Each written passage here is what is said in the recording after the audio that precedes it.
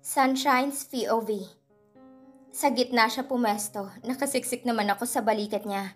Mabilis na bumabalot sa akin ang mga braso. Pinagsali ko pa mga kamay namin at mapang-angking humigit sa akin. Anong gusto mong pag-usapan natin, Mrs. Legaspi? Hinahaplos ng isang kamay ang buhok ko. Naglaro ang kamay ko sa dibdib niya. Gumagawa ng mga imaginary circles. Maiksi lang ang buhay. Ano bang mga bagay na nagpapasaya sa'yo? Bumaling siya sa akin, masuyong tumitig. Bago kita nakilala, I want to own the world. I was aiming to diversify my business here and abroad. Pero nang mapadpad ako dito, mas naging simple ang lahat.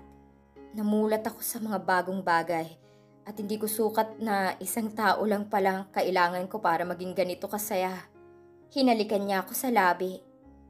Ikaw, dumaan ang buko ng daliri niya sa kurba ng pisngi ko. At tahimik na buhay. Sapat na yon. Hinigpitan ko ang yakap ko sa kanya. Gusto kong mga sinabi niya. Tiningala ko siya kaya nakita ko kung gaano kakinang ang mga mata niya. Ako rin, wala nang mahihiling pa. Kung meron man, yung makasama ka kahit maraming problema o pagsubok. Hindi ako naghahangad ng material na bagay. Basta walang magkakasakit sa pamilya natin. At may maitutulong tayo sa ibang taong nangangailangan. Tahimik niyang sang-ayon. Nakatitig sa mga mata ko. Malapit ng birthday mo. Nakita ko sa application ng marriage contract natin. Anong gusto mong gawin? 2 linggo na lang birthday ko na nga. Pero nasanay naman ako na walang handa. Kaya wala rin akong inaasahan. Parang wala na. Matapat kong tugon. Nakabalik na rin ang tatay ko at si JJ. Sandali akong huminto. Marami akong gustong malaman tungkol sa bagay na yon na hindi na namin napag-usapan sa bilis ng mga pangyayari. Si tatay, paano nakalabas sa kulungan? Kulang-kulang sa ebidensya. Madaling lakarin ang kahit anong kaso. Hindi na mag-aabala mga judge na idagdag yun sa mga unsolved case sa Pinas. Ganun lang kasimple? Oo. Magaling na abogado lang ang kailangan kaya naayos ko agad ang problema. Magkano naman ang nagastos mo? Bakit? Babayaran mo ba ng halik? Naging pilyo ang mga mata niyang nakatunghay sa akin. Ang isang kamay pumisil sa tuhod ko at patuloy na gumagapang pataas ng hita ko. Hinawakan ko ang kamay niya at dinala ko sa labi ko. Si JJ, paano nakauwi? May utang siya sa isang grupong sinamahan niya. Binayaran ko lang, ganun kasimple. Magkano naman? Maliit lang. Tahimik na sabi. Hayaan mo na yun, maliit na bagay. Nanahimik ako. Pinakatitigan ko siya dahil may kung ano sa loob ko na ayaw maniwala. Ayaw niyang gawing big deal ang lahat, pero alam kong may inililihim siya. Gusto ko ng transparency dahil kaya ko rin yung ibigay sa kanya. Ang gusto ko sana... Walang sekreto sa pagitan natin, Sandro. Dahil asawa na kita. Kung magkakakomplikasyon, madali nating maaayos ang mga bagay kung wala tayong sekreto sa isa't isa. Gusto ko 2 tayong magtutulungan na ayusin ang lahat. Naliliit ako kapag pakiramdam ko marami kang inililihim sa akin. At ginagawa mo yon dahil wala akong maitulong. Direkta ko siyang tinitigan sa mata. Nakikiusap ako. Sumaklang na ako paupo sa kandungan niya. Gusto kong makitang hindi siya magsisinungaling sa akin. Hinawi niyang buhok ko palayo sa mukha ko. Sa labi ko nakatitig. Kung may sikreto man ako, iyon ay kung ano-ano pang posisyon ang gusto kong gawin na kasama ka. Ay naku naman, inirolyo ko mga mata ko sa langit. Puro ka biro, nakakainis ka. Kumapit ako sa batok niya. Kunwaring nagtatampo, pinisil niyang pang-upo ko. Hinihimok akong mas lumapit sa kanya. Pasiksik sa kanyang harapan. Pinakasalan kita agad-agad. Anong biro doon? Oo na, matigil ka na lang po. Nang halikan niya ako sa labi, hindi ko na itinuloy ang iba pang tanong. Sa ibang pagkakataon na uli. Dahan-dahan. Bubuwagin ko ang mga sekreto na parang walang pader sa pagitan namin. Dahil ako at siya ay iisa na. Habang buhay. Sandro's POV. Wala pa ring balita, Reed. 5:00 ng hapon. 1 oras bago ang pagtitipon ng mga sasama sa hunting ngayong gabi. Tinawagan ko uli ang kanang kamay ko sa negosyo at kaibigan tungkol sa lola ni Tatiana. Gusto kong malaman kung ano ang nangyayari sa iniutos ko dahil walang oras na hindi ako nag-iisip kung paanong biglang-bigla. Nagkautang na loob ako kay Jace Alistair para makabalik sa San Luis.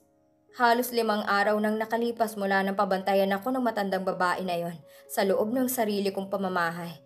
Pero wala pa rin akong alam tungkol sa pagkatao nito at kung saan matatagpuan. Paano nangyari yun sa liit ng Pilipinas? Oo, wala pa. Ramdam kong desperasyon ni Reed nang sumagot. That old woman is a ghost. Wala rin sa database ng mga bayan at lugar kung saan mo nakilala si Tatiana. Inisa-isa ko ng mga relatives ng ex mo. Kinausap ko rin ang Homeowners Association ng exclusive village ng lolo mo. Pero wala akong nakuhang kahit ano. Fake ang mga plaka ng sasakyan na ginamit. At walang namukaan dahil sa full face mask ang mga lalaking namasok sa bahay mo. Dinahas nila ang 2 guard on duty sa gate kaya nakapasok. Pat lang. Nagbuntong hininga siya. Hindi rin kilala ng mga tao kahit yung matandang sinasabi mo sa mga lugar na pinagtanungan ko. I was thinking, baka naman hindi relative ng ex mong matandang yun. Kaya hindi ko mahagilap at kaya malakas ang loob na manakot at gawin ng mga katarantaduhan nila sa'yo. At dahil wala tayo, kahit picture niya or Elias man lang, paano ko siya mahanap? Pero ang bagay na ito nalaman agad ni Jace sa napakaiksing panahon. At ako pang iniligtas? Isang malaking kalokohan yun. Shit. Nakakainsulto naman yun. Ipinamumukha ba sa akin ng mundo na walang-wala ako sa kalingkingan ng isang Jace Alistair? Damn it. Isa sa mga nakausap ko ang sabi, posibleng may kaugnayan daw yun sa mother ni Tatiana. Ayon kasi sa isang relatives nila, may matandang negosyante raw na tumulong kaya nakapag-asawa ng mayaman ng huli. Dati raw kasi maraming tinatakbuhang utang ang mother ni Tatiana. I need more time to sort things out. Mahirap din basta maniwala na lang kung walang matibay na pruweba. Pero kung iisipin, mukhang ligtas ka na ngayon kaya wala ka na rin dapat pang alalahanin, di ba? Ano kaya kung kausapin mo ang Alistair na nagligtas sa'yo tungkol sa kanya? No way. Humigpit ang hawak ko sa phone ko. Nagbaga ang hininga ko. Hindi ko magagawa yon. Hindi ko matatanggap na lumapit sa taong may gusto sa asawa ko. Natuturete na nga ako kung paano ko babayaran ang utang na loob at maibabalik ang pabor. Shit, sumakit bigla ang ulo ko. The irony of life. Kung saan ka talaga mahina, doon ka susubukan. Ituloy mong investigasyon. Kumukumpas na ako sa hangin. Bitiwan mo lahat ng ginagawa mo at i-priority mo to. Magdagdag ka rin ng mga tao mula sa private security services. Imposibleng walang nakakakilala sa kanya. Gusto ko ng mas mabilis at klaro na resulta. Itong mga paperworks, ipadadala ko ba sa'yo? Oo. Kadalasan nawawala na lang ako sa phone pagkatapos ng tawag. Reed, maraming salamat sa lahat. Nag-aalangan pa rin akong sabihin yun pero nanaig sa akin ang mga bagay na gusto ng asawa ko. Social connection at mabuting pakikisama. Yung wala akong kaaway kahit isa. Minsan, magkape tayo kapag nakabalik ako sa Manila. Sandaling natahimik ang linya. Nagulat ba siya sa unang imbitasyon mula sa akin? Sure. Siyempre, ikaw pa ba? Salamat uli, pare. Pare, kusa yung lumabas sa aking bibig. Reed lang ang tawag ko sa kanya dati. Isang ordinaryong tauhan gaya ng tingin ko sa lahat. Gaano man karami at kapersonal ang mga pabor na iniuutos ko sa kanya. Pero iba na ngayon. Naglilista na ang isip ko kung paano siya pasasalamatan sa iba pang paraan kapag nagkita kami. At syempre, ganoon din sa iba pa. Gagawin kong lifestyle kung ang kapalit ay mapangiti ang babaeng mahal ko. Walang anuman. Libo-libong calls na ang dumaan sa kamay ko. At itong unang beses na tinapos ko yun na may respeto sa kausap at paggalang. At masarap pala yun sa pakiramdam. Parang unti-unti akong nagiging tao. Huminga ako ng maayos bago lumabas ng home office ko. Sa lakas makiramdam ng asawa ko, kailangan kong plantsahin ang gusot sa mukha ko. Kahit ang kaliit-liit ang kunot sa noo ko. Kalmado akong lumabas ng silid, diretso sa kusina, at niyakap ko agad ang maganda kong asawa na naghahanda ng baon ko. Sumang malagkit na may sawsawang tinunaw na sangkaka na paborito ng kanyang ina at mainit na kape sa maliit na termos. May isang boteng mineral water na rin sa bag. Kung akong dating Sandro, tatanggihan ko to. Kabaliwan ito. Dahil ayoko sa lahat para akong kindergarten na pinababaunan ng magulang. Pero paano ko yung tatanggihan kung si Sunshine na nagbigay? Mag-ingat ka. Palaging kasunod ang halik sa pisngi ko kapag nagpapaalam siya.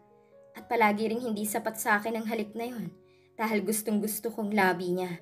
Hinalikan ko siya sa bibig.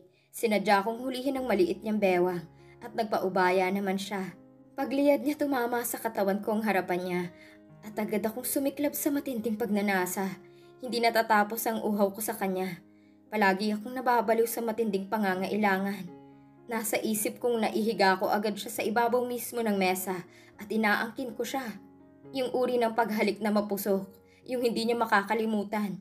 Pero hindi pwede dahil wala ng oras. Kung bakit naman kasi gabi ang hunting ng mga taga rito. Ano bang makikita nila sa dilim? Hindi ba dapat araw? Kung mawala ako at ganoon din siya. Mag-ingat kayo dito habang wala ako. Nagpahabol ako ng isang damping halik sa noo niya. Inilapat niya ang palad sa tapat ng puso ko. Ikaw rin. 6 p.m. pa lang ng hapon nasa bahay na kami ni Kap Billy. Kasama ko sina Tatay Delphine at JJ. At kabilang kami sa mahigit 100 kalalakihan na patuloy pang nadadagdagan. Nakatirang kapitan ng barangay sa isang bungalow na maraming halaman sa bakuran. May tanggapan ng tao sa terrace ng bahay at mga kasama na handa laging tumanggap ng tao at mag-assist para sa kape at merienda. Iba talagang hospitality sa lugar na to. Hindi binago ng panahon. Sa labas ng bahay huminga ako, tensyonado. Itinukod ko sa lupang hawak kong rifle na hindi ko pa nagagamit at hindi ko alam kung paano gagamitin. Dahil lumaki ako at sa Manila nagkaisip. Sa poder ng lolo ko sa loob ng exclusive subdivision at sa townhouse ng parents ko na secured rin ang lugar. Hindi ko inaalala minsan man ang seguridad ko. Hindi rin ako mahilig sa baril at yun ang bagay na gumulat sa akin dahil bahagi talaga ng kapayapaan ng karahasan. Ipinakita yun sa akin ni Jace nang walang dahas na ginagamit pero epektibo at sa malas yun ang isa sa naging kahinaan ko ngayon. Nang araw na magisnan ko sina Tatay Delphine at JJ sa loob ng kwarto ko. Tapos na ang lahat. Naayos na ni Jace. Inabutan ko sa sala na nakatali ng 2 tauhan ng matanda at mukhang takot na takot. Anong ginawa ni Jace Alistair para bumahag ang buntot ng mga lalaking yun? Lintik, ilang araw ko na yung iniisip. Sa dami ng hunters, nakatutok tuloy sa iisang tao lang ang atensyon ko. Kay Jace Alistair. Kasama siya ngayon sa grupo ng hunters, gaya ng inaasahan ko. Dumating siyang nakasakay sa itim na stallion and black shirt and black pants na wala namang nakakagulat kung presyo ang pag-uusapan. Pero na-intimidate agad ako dahil sa kanyang aura at personalidad. Dahil nakikita kong kapangyarihang meron siya na kinikilala at tinitingala ng lahat. Nasa hangin yun na aking hinihinga. Nasa sistema ng mga taong nakapaligid sa akin. At oo, isa na ako ron. Magila siyang bumaba ng kabayo na sa akin din nakatingin. At bilang pasasalamat na nakabalik ako ng ligtas sa piling ng asawa ko, pinili kong salubungin ang titig niya at harapin siya dahil yun na nararapat. Para kay Sunshine Herrera, ipinangako ko na gagawin ko ang lahat. Nakatuon ang mga mata ko kay Jace nang makipagkamay siya sa akin. Ang lalaking dating manliligaw ng asawa ko na parang hindi ko kayang tapatan. Sampal sa ego ko ang katotohanang tinapos lang ni Jace Alistair ang problema ko sa loob ng ilang minuto na hanggang ngayon palaisipan pa rin sa akin. At ang pinakamalala, kung hindi siya nakialam, hanggang kailan magiging miserable ang buhay ko at ni Sunshine? Gaano ba kayaman at kadelikadong taong mga Alistair? Kumusta pre? Kinamayan ko si Jace. Singtalas ng lawi ng mata ko kung anong magiging reaksyon niya sa muling paghaharap namin. Pero mas naulol ako sa sinagot niya. Akong kalmado at tapat ng ngiti.